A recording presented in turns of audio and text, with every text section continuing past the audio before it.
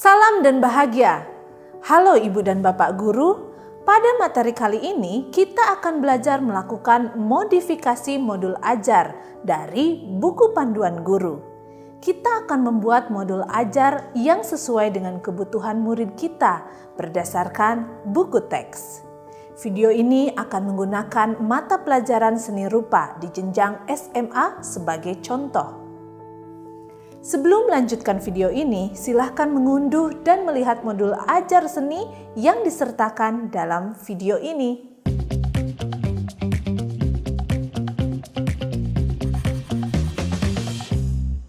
Seperti yang disampaikan pada materi sebelumnya, untuk merancang kegiatan kita perlu mengacu kepada 1. Profil pelajar Pancasila. 2. ATP. 3. Karakter dan elemen dari mata pelajaran masing-masing. Pak Amiruddin adalah guru SMA kelas 10. Ia memutuskan bekerja bersama guru seni rupa dalam kelompok KKG-nya untuk bersama-sama menyusun modul ajar. Pak Amiruddin dan kelompok KKG-nya memilih mengembangkan modul ajar kali ini dengan memodifikasi buku panduan guru yang dikeluarkan oleh Kemendikbud-Ristek. Modifikasi ini ia lakukan berdasarkan kebutuhan dan kondisi muridnya, sumber daya yang ada di lingkungan sekolah. Pak Amiruddin akan menyusun modul ajar mengenai design thinking. Tujuan pembelajarannya adalah pelajar mampu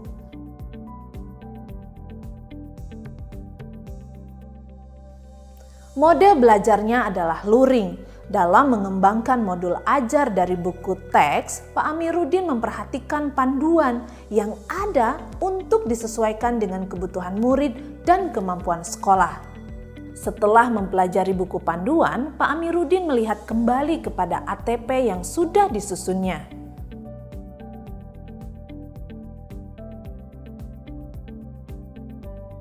Nah, apa saja yang bisa dipelajari? 1. Kelebihan atau hal yang dapat diaplikasikan dari modul ajar tersebut.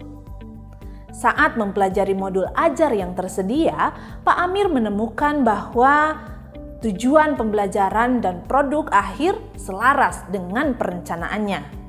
Kegiatan dirancang dalam metode diskusi dan presentasi. Ini bisa jadi penguatan untuk sikap dan profil pelajar Pancasila. Penerapan konsep design thinking dalam keseharian dapat melatih murid-muridnya berpikir kritis. Pak Amir menyukai ide bahwa modul ajar ini merupakan bagian dari tahapan pengerjaan design thinking berupa ideasi. Ideasi ini akan dilanjutkan di modul selanjutnya, sehingga di akhir semester murid-muridnya akan mempresentasikan sebuah produk di hadapan sekolah.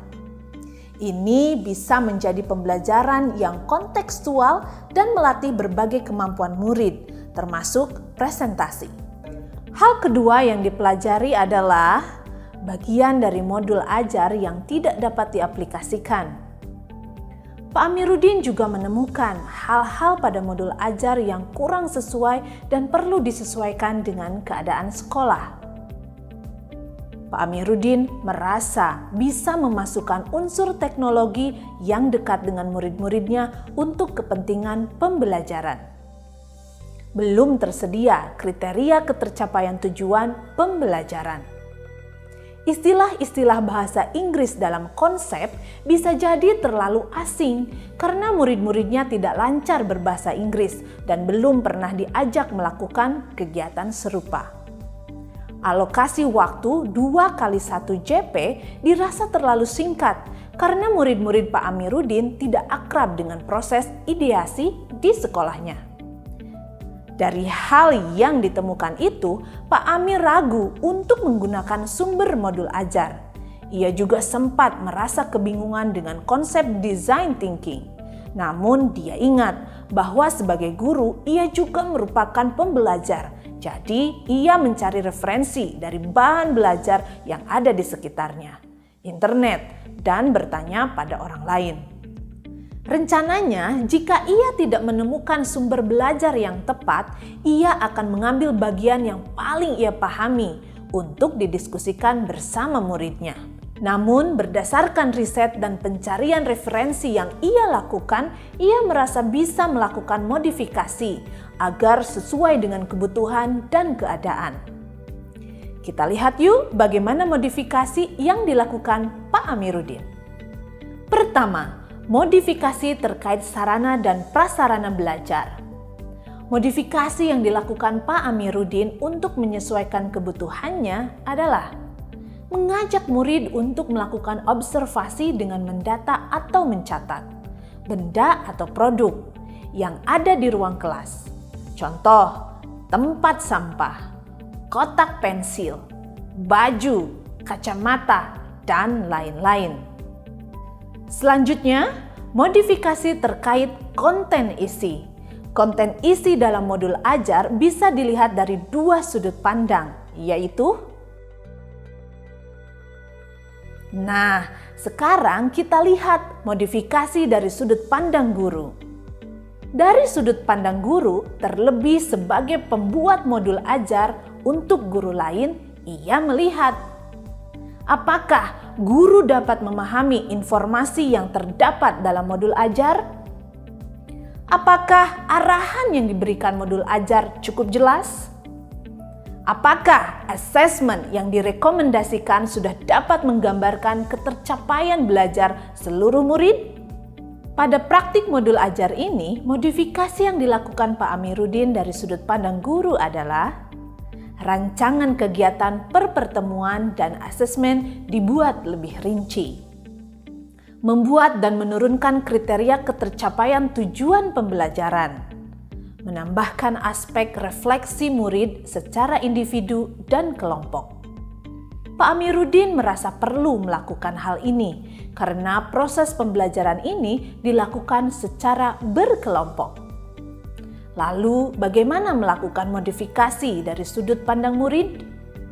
Dari kacamata murid, yang dilihat adalah apakah murid mendapatkan pemahaman bermakna yang relevan dengan diri dan lingkungannya?